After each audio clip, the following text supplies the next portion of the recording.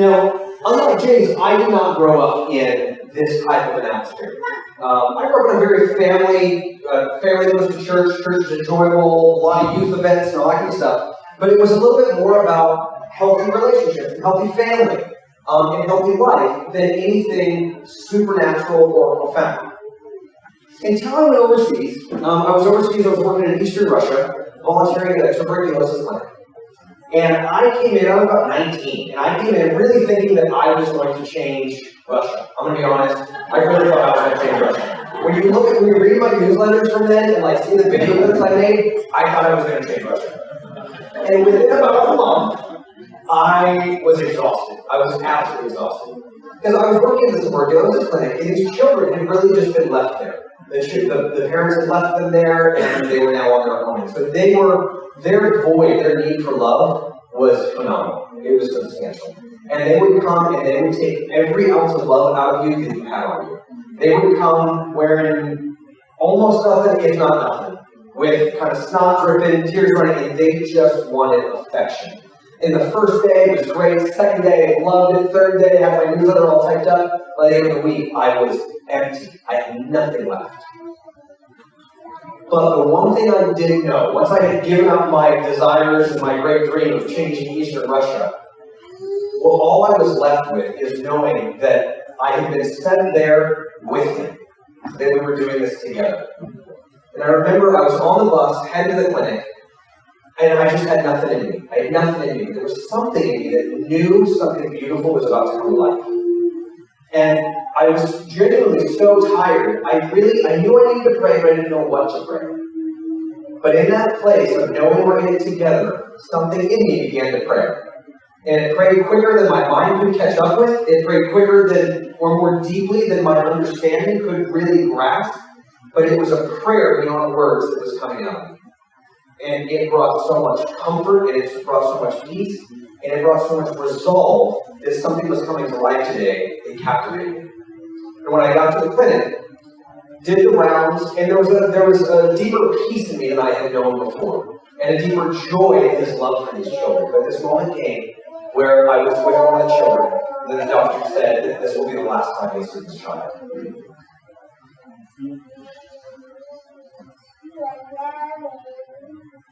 And there was something in me that said, no, that's not true. That's not correct. And as I was able to just connect with that deep knowing, words finally caught up. And from that moment, I prayed, but it wasn't an ask, it wasn't a request, it wasn't even a declaration. It was just saying what was true. And all I could say, the only words I had, is this child is not going to die. And it wasn't dramatic. It wasn't, I didn't stomp my feet, it was just a deep knowing. And then we moved on and went and cared for some of the other children. And within a week, the child had fully recovered. Hallelujah. And just like James had mentioned, this moment that he introduced himself, his nature and his presence, changed what I knew to be normal. And I got this experience put on display. For weeks, I was operating out of my strength. And it was fine, but it wasn't supernatural. It wasn't the normal that Jesus had actually introduced us to. It wasn't the normal that he actually went to the cross with joy for. And I learned that when I can come to the end of my strength, but lean into the truth that we are doing it together, I begin to make space for his glory to become ours. Yes. And for my faith, the simple faith, the one thing he's asked me to believe is simply that we are going together. And as I get to treat others according to what I know is true, that changes their world. They don't have to believe it yet. They can share my faith because I know we are going together. You know, when I look at the ministry of Jesus, when I look at the beginning and the end of the ministry of Jesus, he clearly knew something. He knew something that defined how he treated people. He knew something that defined how he prayed. He knew something how he walked from one building to the next. Because if you look at the ministry of Jesus, it is always on the way. He didn't minister when he got to the church. He ministered to people on the way to the church. So he clearly knew something as he was on the way. And when we look at the very beginning and the very end, we can see what it is he knew. Because in Luke 17, Luke 16 and 17, we see something very, very profound. We get that moment that he is revealing his faith, what he believes to be true, with those that have followed him and given their life for him. And we see this moment where Jesus actually gets face to face with his Father and said, I was faithful. But interestingly, he doesn't say I was faithful to start a healing revival. He doesn't say I was faithful to teach or correct them all or show them how they were all wrong. What's he say? I was faithful to tell them what I heard from you. Hallelujah. Even when you back up a chapter, he says, it's better for you that I go because I know something. Someone is going to come that is going to convict you. But he says, what does he say? The only thing he is going to convict you of, the only thing that he is going to say to you is what he hears from the Father. Is what he receives. And we get this moment, this deep knowing of Jesus. See, Jesus knew who he was. He knew his ministry. And while many would watch what he did and see the fruit in awe, when you look at his perspective, he realizes his calling is to listen and to hear and to receive.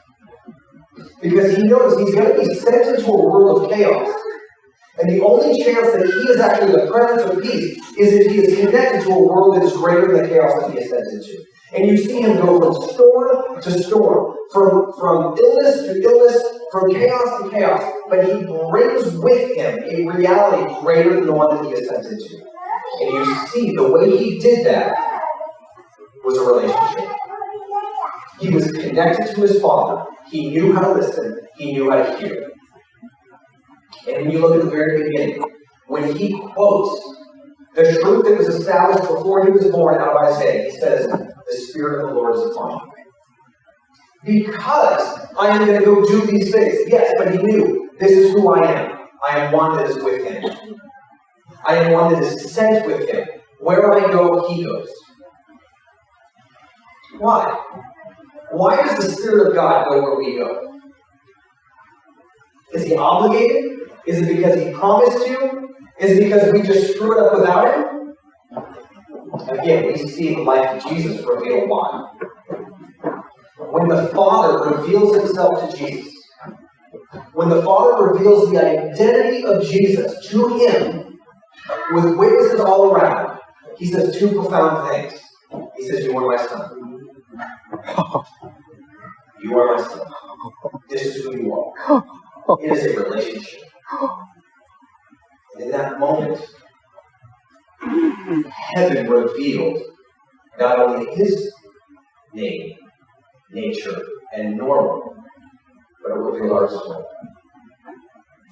And see, when we back up one chapter before, we actually have a similar moment. Angel of the Lord speaking to Mary.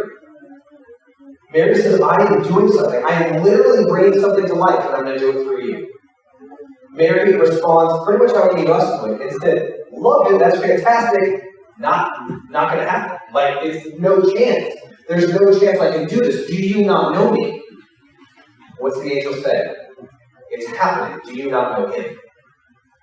Because what the angel knew, he reveals, he says, every word spoken from God comes with it the power to bring it to life. So you have two things that come from heaven, a spoken word and the grace to actually bring it to fruition. We now see this happen in Luke 4. The Father declares something true, declares the truth over Jesus, you are my son. Interestingly, there's a break. There's actually a semicolon in this. He says two things. It's not one sentence. You are my son. Truth. And with it, the grace and the power for that truth to come to life. What's it say?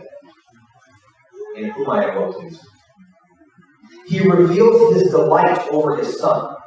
And Jesus, you see it happen. Page after page after page. Story after story. Season after season with it. Jesus stepping into his identity as son. was him leaning into the delight of his Father.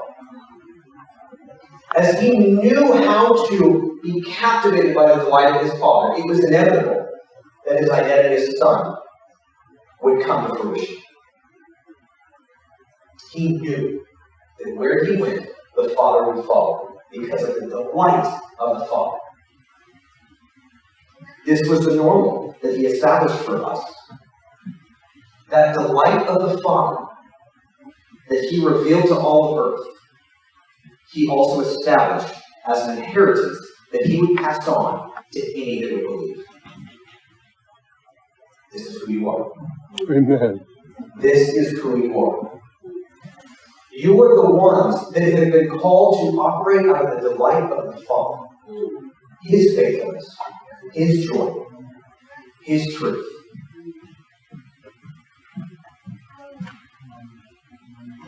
In Judges chapter 6, we see a little bit of a more real-life example of what this looks like. We look at Jesus, and it's easy to say, okay, well, you are kind of a big deal. I don't think I'm going to be able to do that. But we look at Gideon in Judges 6. Yes. Similar moment. Angel of the Lord comes down and says, I have decided. The Lord has decided it is time. Now what's Gideon's response? He freaks out. Absolutely freaks out. He says, this is not happening. This isn't going to work. Have you not seen what's going on around here? And then what does he do? He blames God. The angel of the Lord says, God is with you. He says, if you were with me, why is this happening? This is your fault. And immediately we see an individual, we see a man whose attention is entirely on the world around him. And we see this transformation happen, where God knows exactly what it's going to take to bring Gideon into the fullness of his identity. He says, I want to take your identity off of the world around you, onto the one that goes with you. Because Gideon says, I love what you're saying, but I'm not good enough. How many of you have felt like that? How many of you felt like that this week? I love this idea of God's presence. I love the idea of the love of Jesus. I just can't do it. How many of us actually tend to step into the blame of, God, if you just had done this for me, it would have been different. If you just had given me the experience that you gave James, I could have done it. If you just would have given me something different, I would have done it. It's kind of your fault that I can't do this. It's kind of my spouse's fault that I can't do this. Anytime we are doing exactly what Gideon did, we are doing exactly what Gideon did. We've got our attention on the world around us. And God, in His faithfulness and consistency, the angel of God, the Son of God, will constantly do the same thing. He'll say, I know something. I want you to take your attention off of the world around you and onto the one that is with you. And as we walk out these doors, as we go to Starbucks, as we go to our work, as we go into the world that we are sent into, knowing that my job is to go with Him, not to go for Him. His presence changes things in here. And when we give Him a home in here, it changes the world around us. Hallelujah.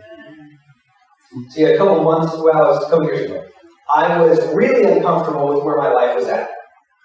And he knew it. I told him every day, hey, can we bring some change? And I did it in a really righteous way. I did it through prayer and asking and fasting and all of this. And finally, it was in the Pete's Coffee Shop. I'm sitting there, and he says, you're kind of wanting me to hand out a ministry to you, aren't you? And I knew it was one of those moments where I knew he was about to correct me, but it so resonated with me. I'm just like, yes, look at all the boxes I have checked. Look at the journey I've gone through. Look at all my successes. I am ready for my ministry. I'm ready for the website. I'm ready for the branding package. Some Instagram followers. I am ready for this. And he said, you need to understand, I'm in the business of one thing. I do not hand out ministries. He said, I hand out relationships. Oh, thank you, God. Oh, Jesus. And that relationship is going to minister to you. Oh, my gosh. And as your heart becomes saturated with my love, my truth, and my presence, you will treat them differently. And the way you treat them will restore their hearts. And their hearts will be drawn to me, and I will minister to them. But he said, do not forget. Don't misunderstand. The only business I am in is the one of relationship. And Jesus knew this. Jesus knew this. Jesus knew how to go together. He knew how to get captivated by what the Father was saying. And he knew that a word from God was so powerful, it was worth waiting for. If it takes a full 5 minutes, it's worth waiting for. If it takes an hour, if it takes a week. One of the things we teach our students, it's a 9-month program. We tell them, if a single word from God will come, it is worth waiting for 9 months. So let's be the ones that believe it's worth it. Yes. Let's be the ones that are not willing to speak until we hear. Let's be the ones that are willing to be sent, knowing that we will go together. Now, this is all really exciting and encouraging. I'm getting a lot of head nods. It's fantastic. Give me a heads up. We're about to get to the tough part. Because when you know the story of Jesus, when we look at Luke chapter 4, we see something profound. We see something consistent. We see it throughout Scripture. God spoke. You are my son. I have given you my delight for you to live out of and for you to thrive in. He gave a promise. He revealed a word. But what happens next? From that moment of promise, Jesus enters into the test. The 40 days to be tempted. Where he has to be one who lives out what the Father just said. And what happens? Lucifer comes in. This is the first time Lucifer is referred to as an accuser. He comes and says, if you are son, if you are in this relationship, provide for yourself. And he says, I am son, so I will only feed on what my Father gives me. I'm going to do this together. He says, if you are son, bow to me. You can do the ministry all on your own. You don't have to wait. You can go pray over people right now. You can go preach right now. You can go step into your ministry with website, with branding package, with Instagram following right now. And Jesus says, I am son. I will not do it without my Father. Hallelujah. And then he says, if you are a son, show off. Show the world who you are. Let them rejoice at how great you are. And he said, I am son. I will not make myself king above my Father. We're going to do this together. And from that testing, he began that moment. He entered into that 40 days with a promise. But he came out of it with a 40.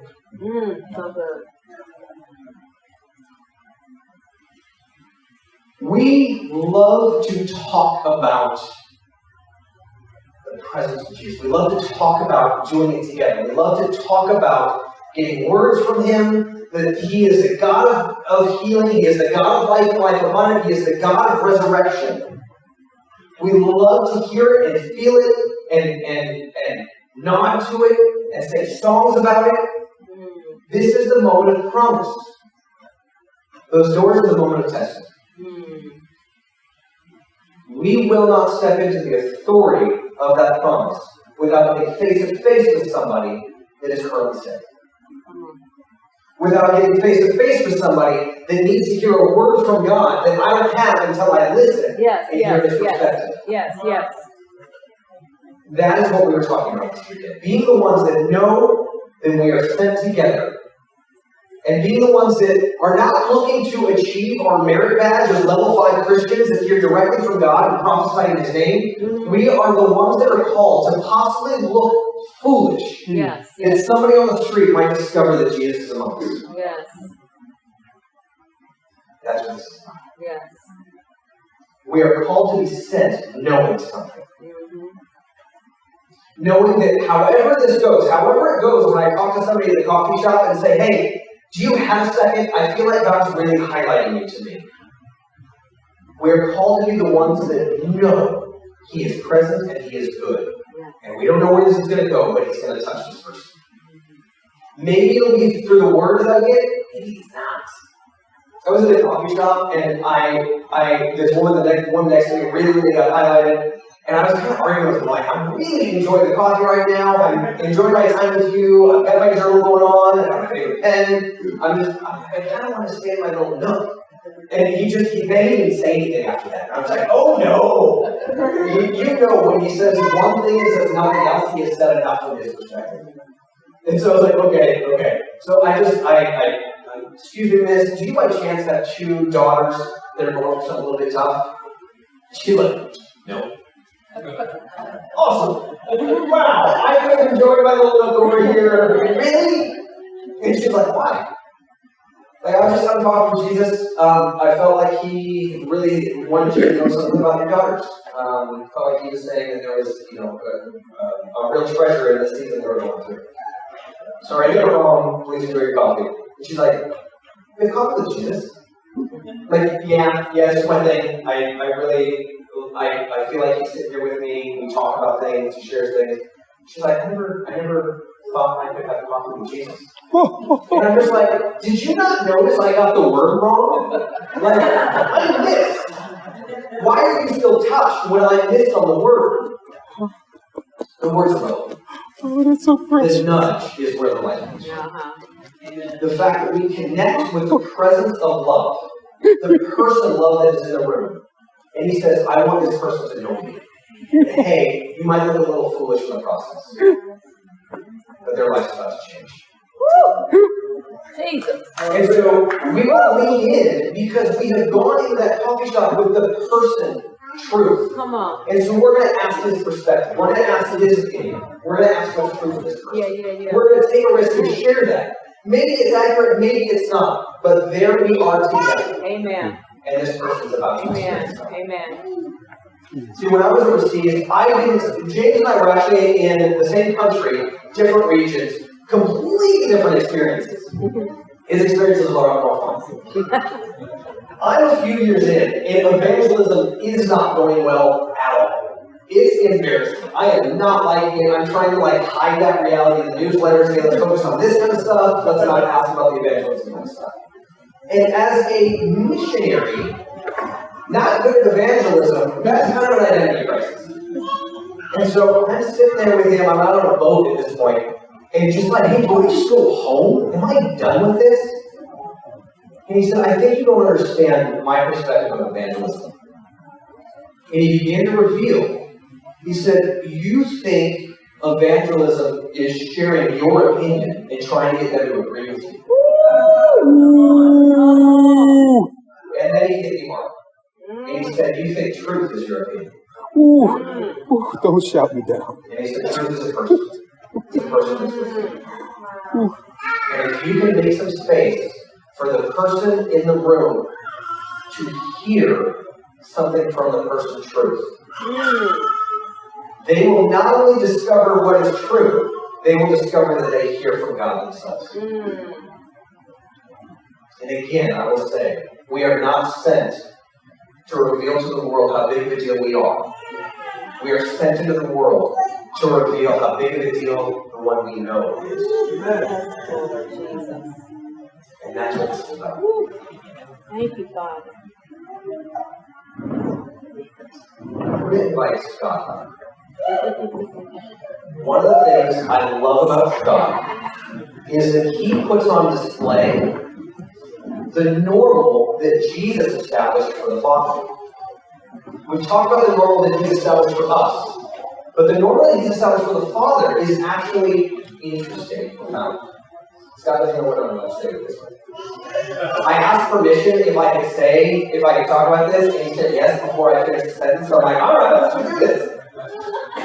The normal he made for the Father is found in 1 John chapter 4 and 5.